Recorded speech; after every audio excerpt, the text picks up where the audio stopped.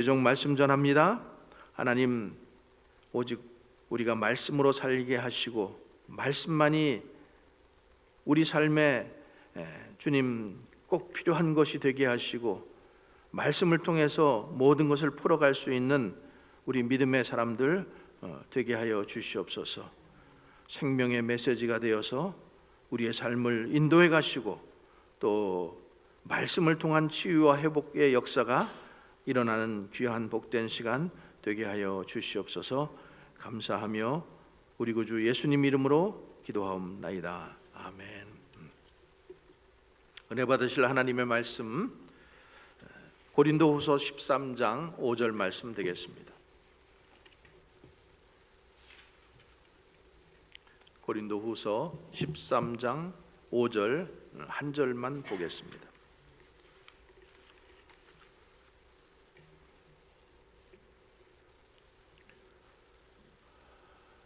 자, 우리 말씀을 한번 우리 앞에 화면 다 띄워놨으니까 한번 우리 같이 천천히 한번 읽어보겠습니다. 시작. 너희는 믿음 안에 있는가? 너희 자신을 시험하고 너희 자신을 확증하라.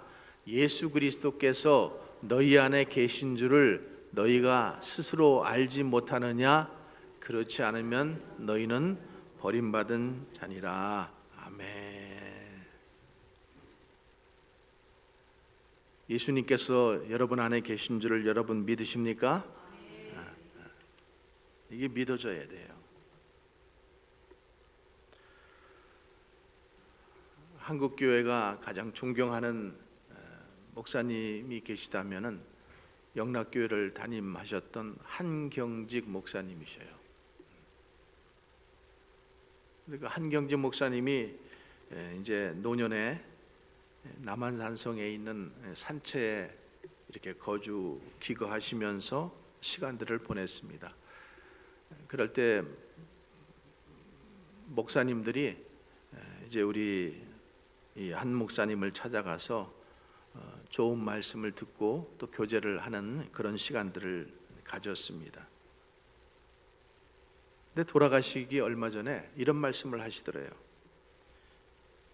목사님들 예수 잘 믿으시기 바랍니다. 목사님들 예수 잘 믿으세요. 목사님들 목회 잘하라고 목회 잘하라고 이렇게 말씀하지 않으시고 목사님들 예수 잘 믿으세요.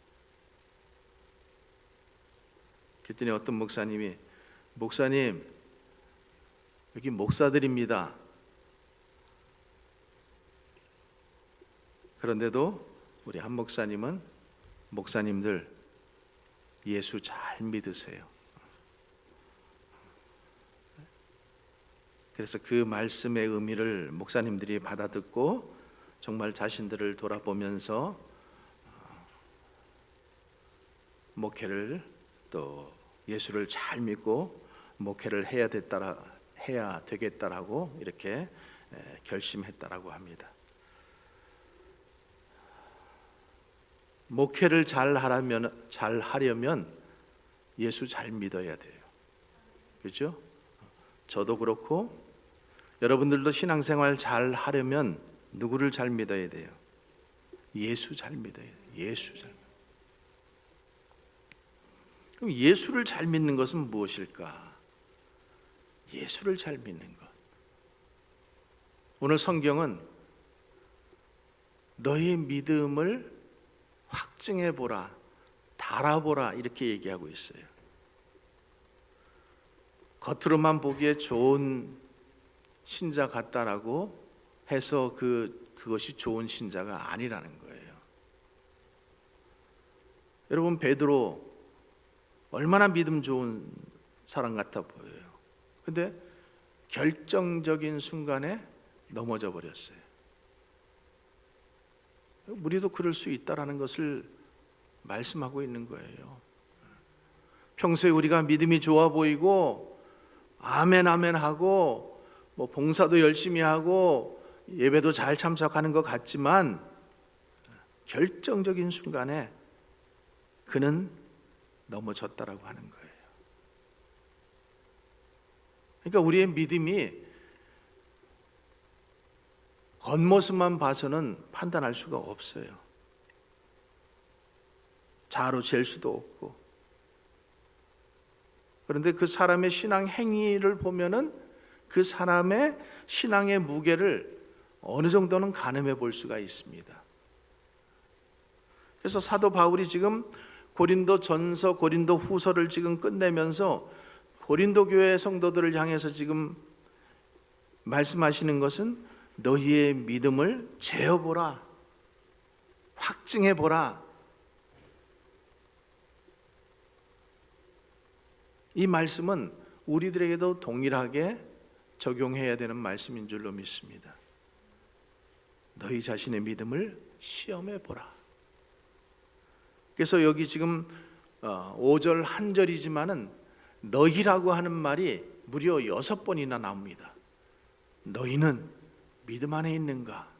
너희 자신을 시험하고, 너희 자신을 확증하고, 테스트하고, 또 찾아보고, 또 find out 하고, 그렇게 해서 너희가 정말로 믿음 안에 있는 것인지를 너희 스스로 지금 찾아봐야 된다라는 거예요.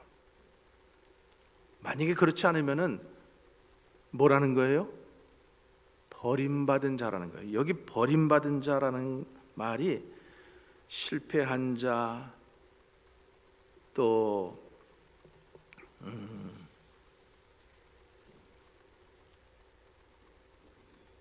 버림받은 자, 실패한 자, 또 낙제한 자, 실격자, 불합격한 자, 이런 자라고 지금 말씀하고 있는 거예요. 여러분, 우리가 살면서 많은 물건들을 구입하고 어떤 것들은 사용하고 버리는 것도 있지만은 또 어떤 것은 계속 쓰면서 점검해보고 써야 하는 것이 많아요. 그래서 그것을 확인하고 점검하고 또 수리하면서 그렇게 쓰지 않으면은 어떨 때는 그것이 우리의 생명까지도 빼앗게 되는 그런 일들이 일어날 수 있다라는 거죠. 예를 들어서 우리 자동차를 한번 보세요. 그냥 사가지고 무조건 타지 않잖아요.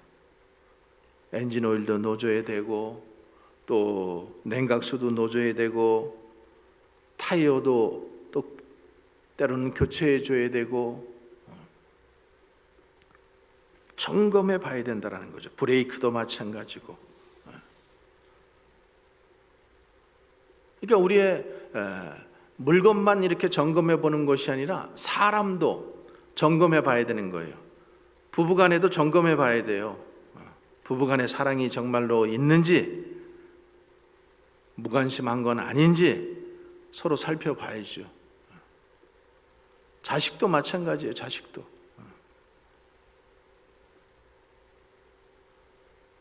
자식들이 사고 치고 나면은 항상 부모들은 뭐라 그래요? 우리 자식은 절대 그런 일이 없다고. 그게 뭐예요? 자기가 알고 있는 자식과 지금 변해버린 자식을 알지 못하기 때문에 그런 얘기를 하는 거죠. 그러니까 변하는 것들을 잘 점검하고 확인해야 되는 거예요. 여러분, 친구도 마찬가지예요. 친구도 자신이 알고 있는 친구가 자꾸만 변해가는데 옛날 생각만 하고 그 친구 변한지 모르고 돈 빌려주고 마음 빌려주고 또 믿고 이랬다가 우리가 실망하잖아요. 가짜온 친구들에게도. 그러니까 주변 사람들도 점검하는 것도 중요하지만은 오늘 사도 바울은 뭘 얘기해요? 가장 중요한 것은 자기 자신을 점검하라는 거예요. 자기 자신. 그래서 자기 자신을 점검하기 위해서 건강검진도 해야 되고 일상도 점검해야 되고 지금 하고 있는 일, 지금 하고 있는 인생의 위치가 어디쯤 와 있는지도 한번 점검해 봐야죠. 점검해 봐야 되는 거예요.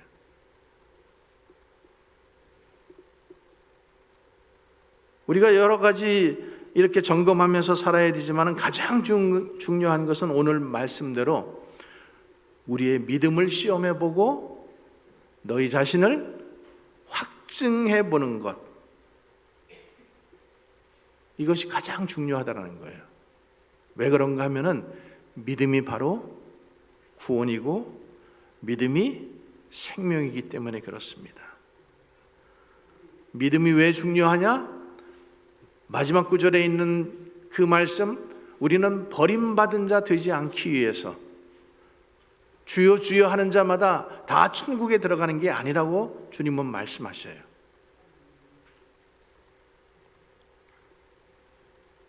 우리가 참 이렇게 안타까운 거는요,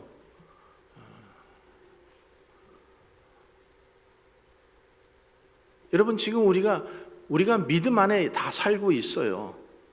믿음 안에 여러분들 다 살고 계시죠? 믿음 안에 살고 있다라는 것은 뭐예요? 우리가 믿음 생활을 하기 위해서 계속해서 주님께 가까이 나오고 예배 자리에 나오고 또 주님을 믿는 이 믿음이 흔들리지 않는가 우리가 자꾸만 우리 스스로를 점검해 보는 거잖아요.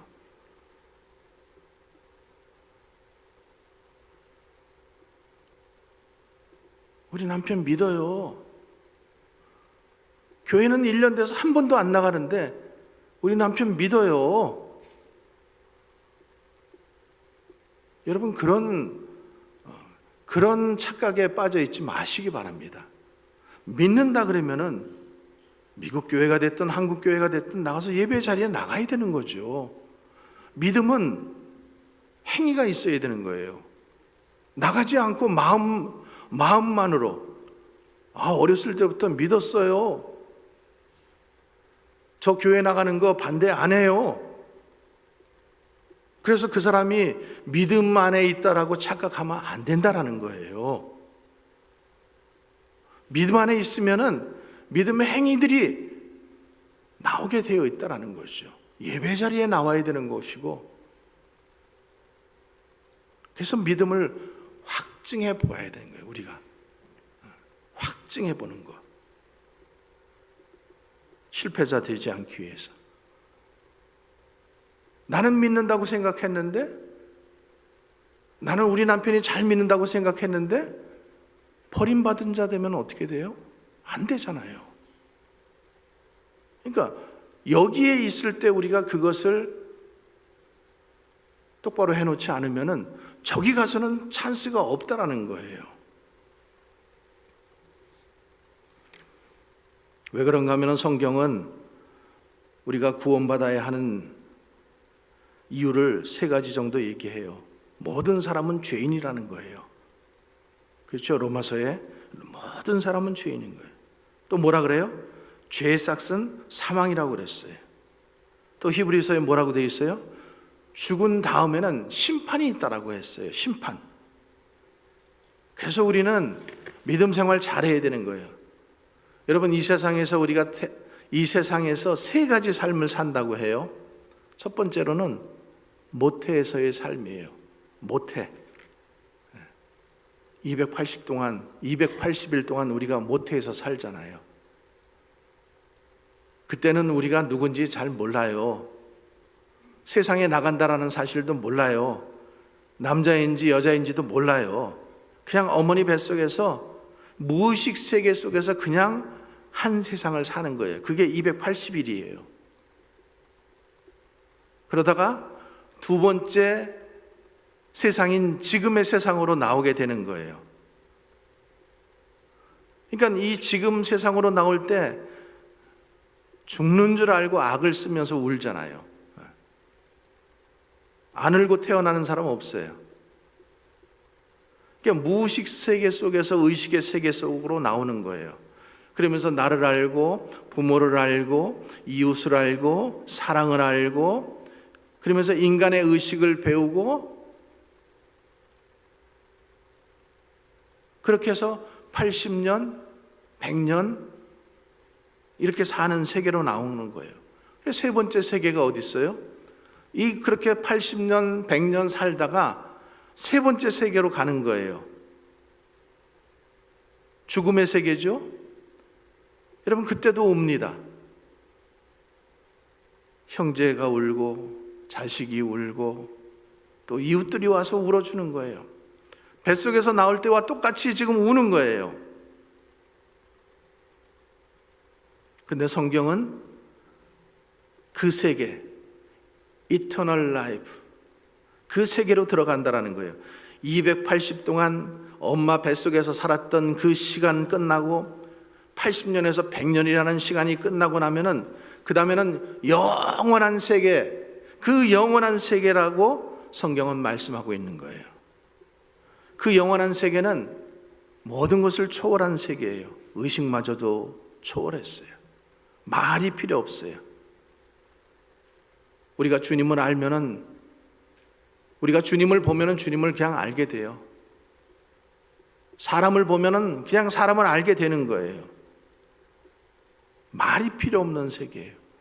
초의식의 세계. 근데 성경은 뭐라고 말씀하시냐면은 이 이터널 라이프 제3세계로 들어갈 때는 인간들이 두 쪽으로 갈라진다는 거예요. 하나는 영원한 천국의 세계. 예수 믿고 구원받은 사람은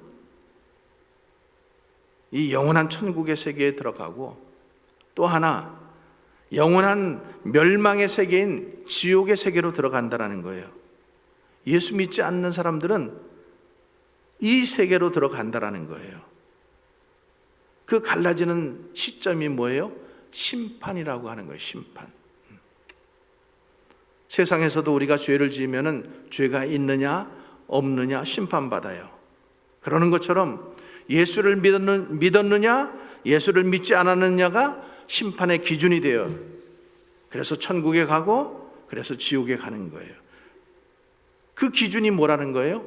믿음이라는 거예요. 믿음. 그래서 믿음이 중요한 거예요, 우리에게는.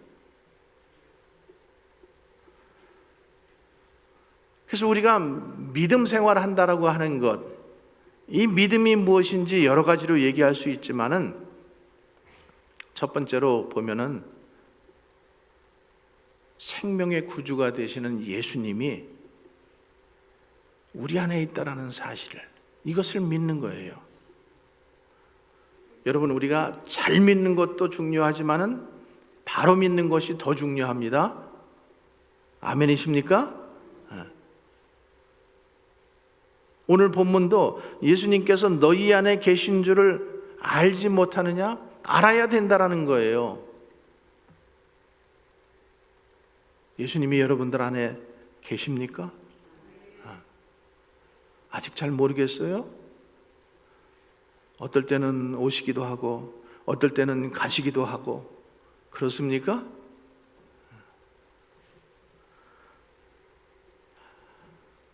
여러분, 자식들이 부모의 은혜를 안다라고 말을 해요. 하늘보다도 높다고 해요. 때로는 눈물도 흘려요.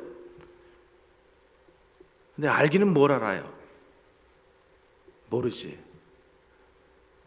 그냥 그 은혜라는 것을 그냥 고백하는 것 뿐이잖아요. 근데 그 자식들이 부모의 마음을 정말로 알 때는 언제예요?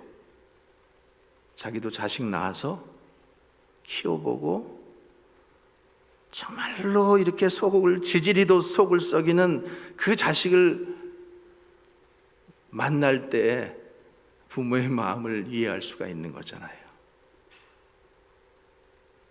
신앙생활도 마찬가지라는 거예요. 하나님의 은혜를 아는 것처럼, 부모님의 은혜를 아는 것처럼 하나님의 은혜도 안다라고 얘기해요. 근데 정말로 아는가가 문제라는 거죠. 하나님의 그 은혜를 깊이 체험할 때가 오는데, 그때부터 우리가 머리로 아는 은혜가 아닌 가슴으로 아는 은혜를 깨닫게 되는 거예요. 그래서 예수님께서 너희 안에 계신 줄을 알지 못하느냐? 묻고 계시잖아요. 그분이 내 인생의 주인이시고, 그분이 나를 위해서 십자가에서 돌아가셨고, 그분이 그 십자가에서 돌아가심으로 내가 죄사함을 받았다라는 이 죄사함의 은혜와 구원의 간격을 누리고 있는가? 지금 그렇게 묻고 계신 거예요. 여러분 그렇게 믿고 계세요? 그래서 이런 믿음이 확실하면은 믿음 생활하는 사람들 안에는 뭐가 있어요? 기쁨이 있다라는 거예요. 기쁨. 믿음 안에는 기쁨이 있어요. 주님이 내 안에 계신다라는 증거는 사랑이죠, 사랑. 그래서 사랑의 교제가 있는 곳에 기쁨이 있고 행복이 있게 되는 거예요. 여러분 사랑할 때 마음이 어때요? 사랑할 때 마음속에 항상 기쁘잖아요. 큰 기쁨이 있잖아요. 그 사람만 생각하면 그냥 즐거움이 있고 그냥 행복하잖아요. 그것처럼 우리도 예수가 우리 안에 계신다라는 것을 믿으면, 그러면은 이런 기쁨을 누릴 수 있다라는 거예요. 여러분 삶 안에 기쁨이 있습니까?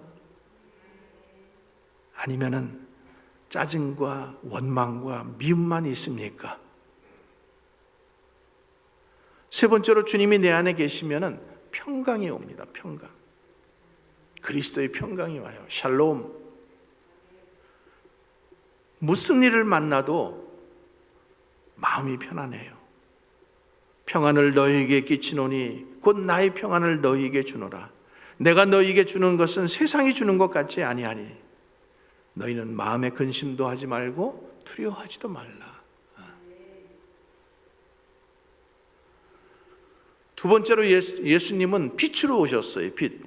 여러분 빛이 생명이죠. 생명. 빛이 있어야 식물은 자라게 되어 있어요. 그러니까 빛이 생명이에요. 근데 믿음도 생명입니다, 여러분. 믿음도 생명이에요. 요한복음 1장 4절에 그 안에 생명이 있었으니 그 생명은 사람들의 빛이라. 빛이 곧 생명이라고 말씀하고 있어요. 예수 안에 생명이 있고 이 생명은 사람들 속에 빛으로 나타나게 되어 있다는 거예요. 빛으로. 요한복음 8장 12절에서도 나는 세상의 빛이라 이렇게 말씀하셔요. 그래서 믿음이라고 하는 것은 그 빛 대신 주님을 그대로 받아들이는 거예요. 받아들이는 것. 이게 믿음이에요. 이 빛이 생명이고 이 빛이 사랑이고 그리고 길이고 진리라고 요한복음 말씀하고 있어요. 그리고 그 빛이 우리에게 생명을 주고 영의 양식을 주고 은혜를 주고 그리고 믿음을 더해 주는 거예요. 그래서 우리 그리스도인 예수님을 믿는 사람은 예수 안에 거하기 때문에, 예수님이 우리 안에 거하기 때문에 예수 그리스도를 우리 마음에 품고 살아가는 것입니다. 그래서 우리가 이 빛을 품고 살아가면은 불의를 멀리하게 되고 죄를 멀리하게 되고 멸망에서 멀어지게 되고 심판에서 구원을 받게 되는 거예요. 그래서 하나님을 믿는 자녀를 우리가 뭐라 그래요? 빛의 자녀라고 하잖아요. 빛의 자녀.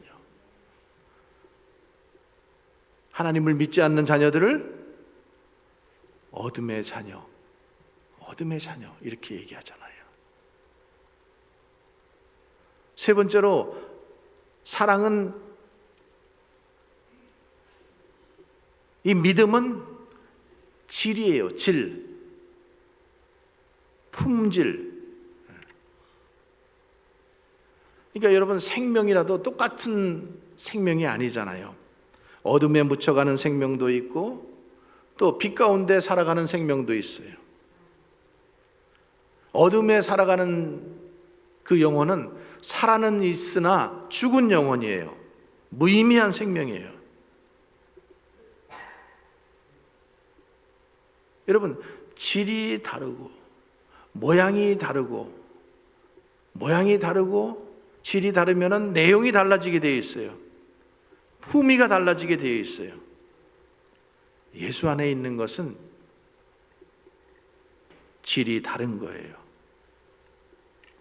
여러분, 사람도 질이 좋아야 돼요. 물건도 질이 좋아야 돼요. 품질이 좋아야 돼요.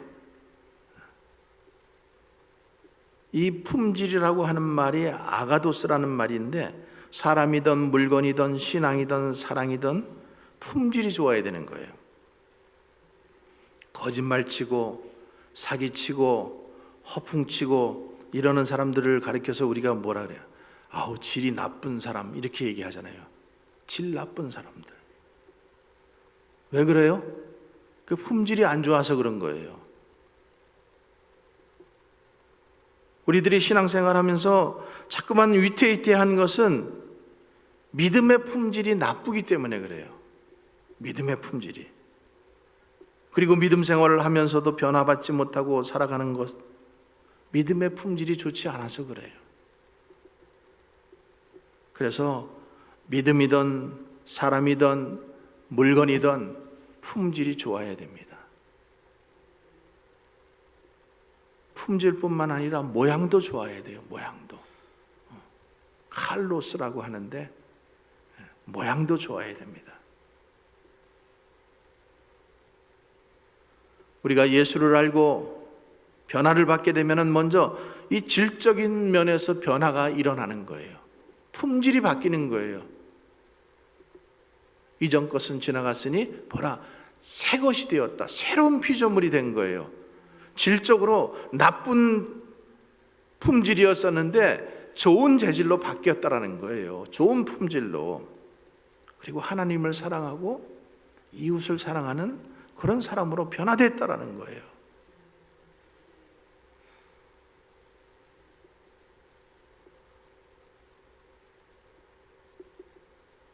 여러분, 믿음이라고 하는 것은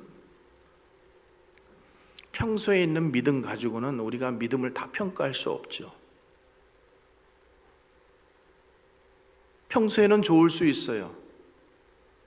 평소에는 교회도 잘 나와요. 기도도 많이 해요. 봉사도 많이 해요.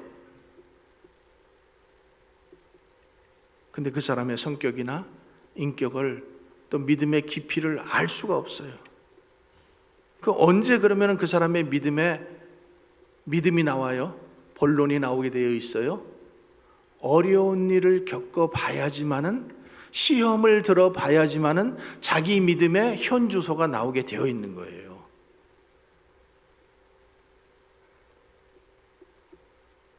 믿음은 어느 때, 그러니까 여러분 절대 착각하지 말아야 되는 것은 내가 그냥 성령 충만하고 내가 그냥 기쁘고 열심히 잘할 때, 그때를 내가 믿음 생활에 나의 현주소로 알면은 착각이에요.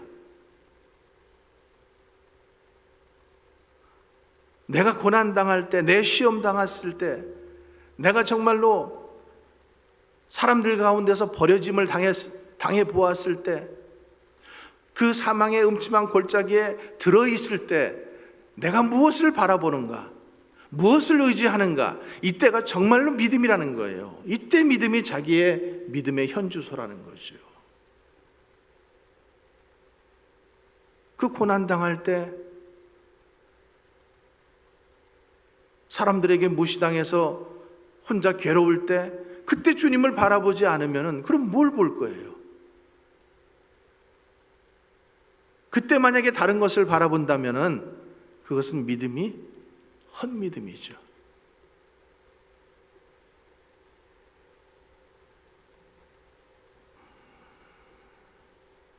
그러니까 믿음이 있는 사람은 절대 뒤로 물러서지 않는다고 했어요. 포기하지 않는다고 했어요. 성령 충만하고 내가 믿음 충만할 때도 주님을 바라보지만은, 내가 시험에 빠지고 어려운 일을 당할 때도 주님을 의지하고 주님을 바라보는 게 믿음이에요. 그게 믿음의 현주소예요. 그러니까 성경에 많은 사람들 다, 여러분, 고난받지 않고 믿음 생활 한 사람 한 사람도 없습니다. 근데 그 고난의 시점에 요셉 보세요. 형들에게 팔려서 종이 되어서 노예가 되어서 애굽에 팔려 가잖아요. 누명을 쓰고 10년 동안 옥살이를 하잖아요. 그럴 때도 그 마음이 누구를 바라봤어요? 하나님을 바라보잖아요. 하나님을, 전능하신 하나님을. 그러니까 하나님께서 그 요셉을 들어 쓰시는 거예요. 국무총리가 되었어요. 형들이 먹을 양식이 없어서 그들 앞에 왔을 때, 그 앞에 왔을 때 요셉이 이렇게 말합니다. 당신들이 나를 팔았다고 두려워하지 마소서. 하나님이 당신들을 살리기 위해서 당신들을 통해서 나를 먼저 이곳에 보내신 것입니다. 여러분, 이런 믿음의 고백이 어디 있을 수 있겠어요? 우리 같으면은 평생 칼을 갈며 살 거예요. 그리고 만났으면은 어떻게 해서든지 그 칼로 아마 내리쳐야지 우리 마음이 후련할 거예요. 근데 믿음의 사람은 이렇게 고백한다라는 거예요. 그래서 오늘 본문, 너희가 믿음이 있는가, 너희 자신을 시험해보고 확인해보고 너희 안에 예수가 계신 것을 모르면은, 그러면 너희는 버림받은 자라는 겁니다. 자, 그러면 우리가 시험하고 확증하고 점검해야 될 게 무엇인가? 내가 바른 예배자인가? 첫 번째, 내가 바른 예배자인가? 예배하는 자, 예배를 사모하는 자, 신령과 진정으로 예배하는 자를 찾는다고 하셨는데, 그 예배의 자리를 사모하는 심령인가 아닌가?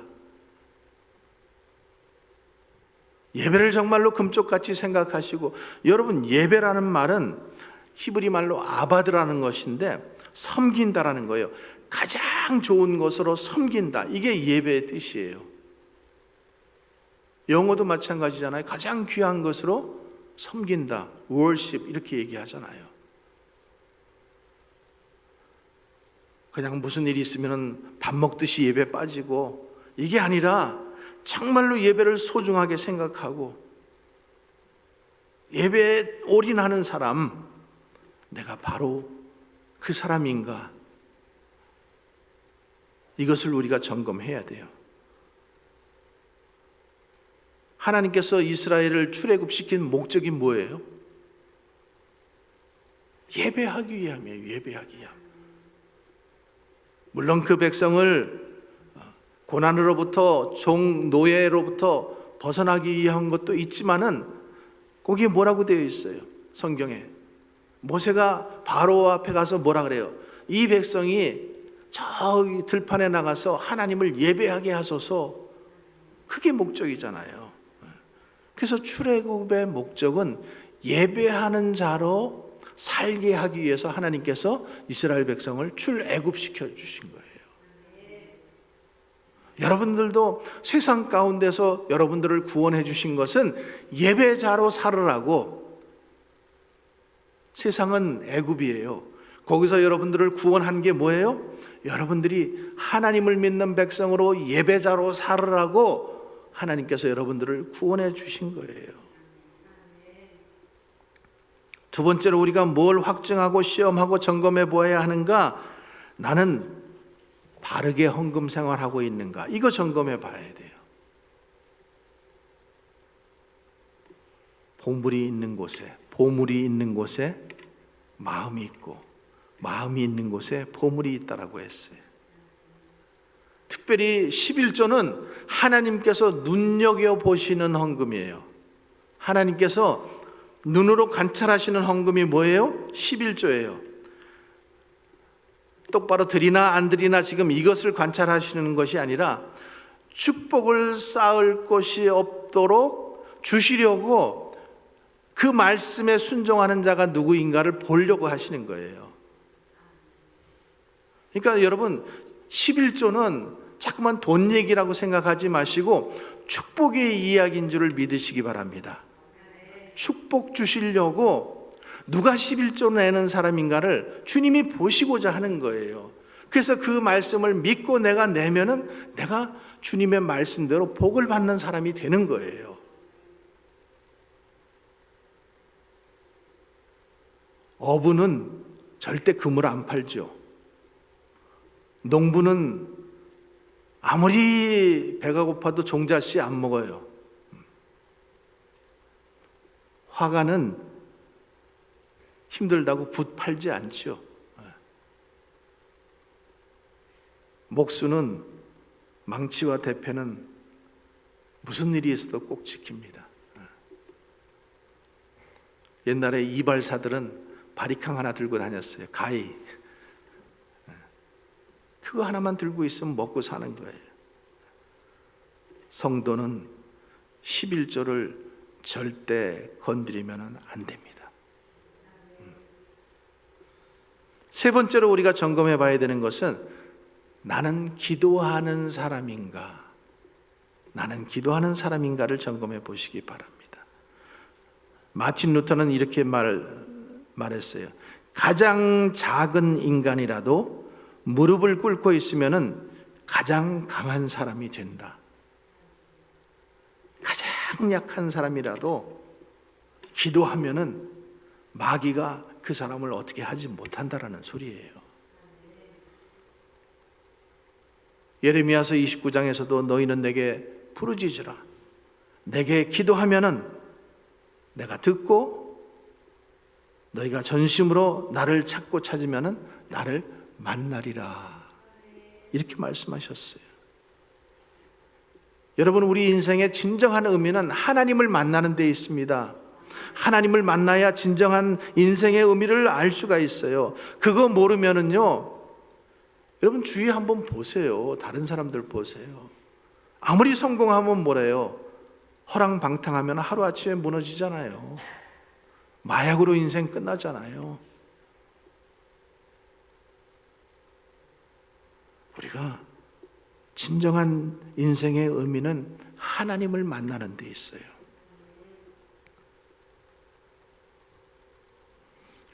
그러니까 믿지 않는 사람들은 하나님을 만날 수가 없죠. 만나려고도 하지 않고.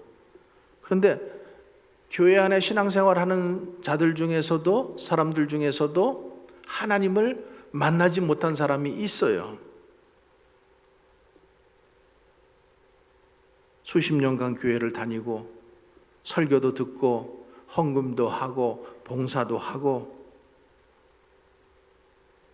그렇게 했는데도 하나님을 만나지 못한 그런 성도들이 있다라는 거예요.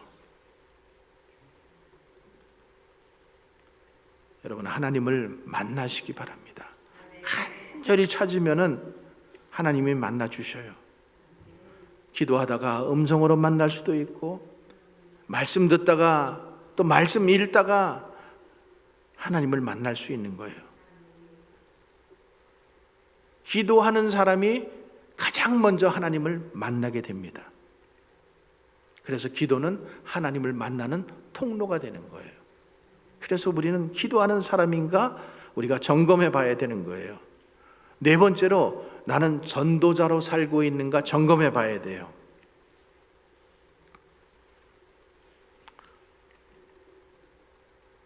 그러니까 전도라고 하는 것은 때를 얻든지 못 얻든지 가서 주님을 증거하는 거잖아요.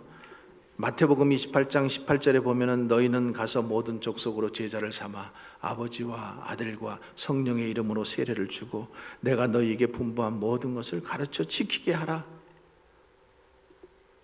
내가 세상 끝날까지 너희와 항상 함께 있을 것이다.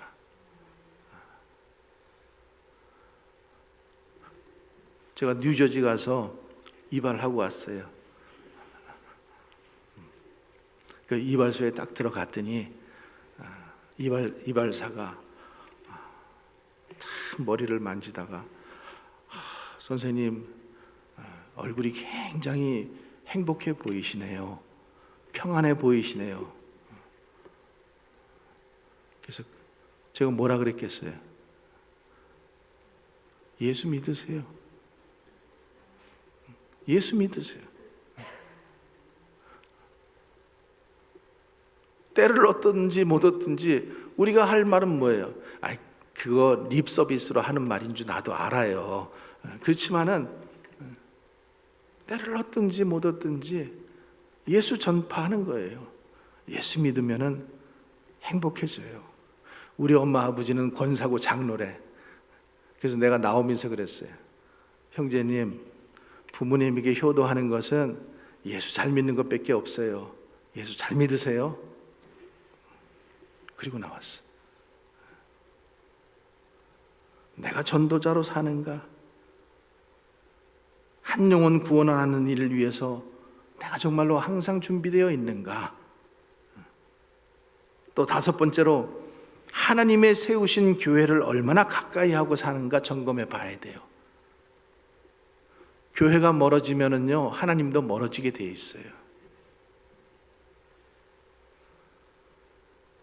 예배를 위해서 교회를 찾고, 하나님의 말씀 배우기 위해서 교회를 찾고, 기도하기 위해서 교회를 찾고, 봉사하기 위해서 교회를 찾고, 얼마나 교회를, 하나님께서 세우신 교회를 가까이 하면서 살고 있는가, 이것을 점검해 보라는 거예요. 손님같이 가끔 한 번씩 들리는 사람은요, 그럴 수밖에 없어요. 마지막으로 하나님이 세우신 목회자를 얼마나 도운가, 목회자를 얼마나 도왔는가 점검해 보라는 거예요. 목회자를 위해서 기도하고, 목회자가 즐거움으로 일하게 하고, 근심으로 일하게 하지 말라라는 거예요. 히브리서 13장 17절에 보면은 너희를 인도하는 자에게 순종하고 복종하라. 저희는 너희 영혼을 위하여 경성하기를 자기가 회개할 자인 것 같이 하느니라. 저희로 하여금 즐거움으로 이것을 하게 하고 근심하게 하지 말라. 그렇지 않으면 너희에게 유익이 없느니라. 여러분, 믿음 생활하면서 목회자하고 친해져야 돼요. 가까이 하셔야 돼요. 시험 들고 목사님 뵈기 싫어서 자꾸만 교회 멀리 하면은 내 믿음도 당연히 식어질 수밖에 없는 거죠. 제가 이뻐서 좋아서가 아니라 내가 하나님을 믿는 믿음 때문에 그렇게 하지 않으면은 내 믿음이 자꾸만 식어지고 보기 싫어지고 멀리 하게 되고 이러니까 저를 이쁘게 봐주라는 거예요. 제가 근심하게 하지 말라는 거예요. 새벽 기도할 때도 어떤 성도를 생각하면 그냥 마음에 근심부터 되는 성도가 있어요. 주여 구원하여 주시옵소서. 주여 믿음 주시옵소서. 어떤 성도는 기도하면서 주님 축복해 주시옵소서, 잘되게 해 주시옵소서, 형통하게 해 주시옵소서, 기도 응답받게 해 주시옵소서, 이렇게 기도하는데 어떤 성도는 생각만 하면 주여 주여, 근심하게 하지 말라는 거예요. 근심하게 하지 말라.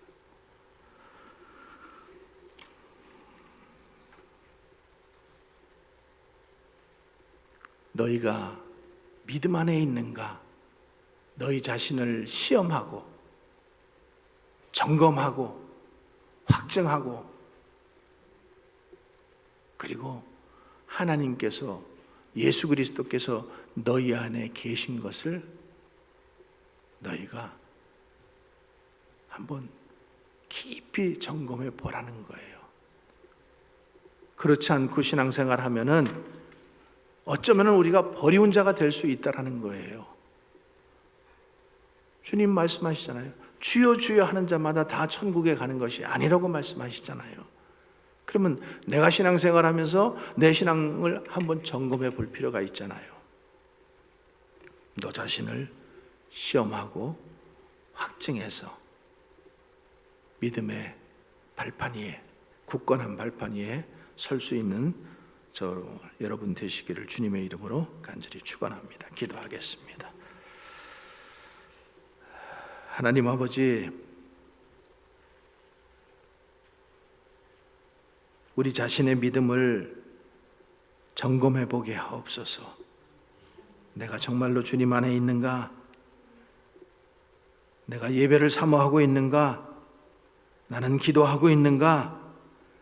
나는 전도 생활하고 있는가? 교회를 가까이 하고 있는가? 목회자를 근심하게 대하고 있지 않는가? 주님 점검해 보게 하시고 나의 믿음이 주께 있게 하옵소서. 주께만 있게 하옵소서. 주님을 더 가까이 만나게 하옵소서.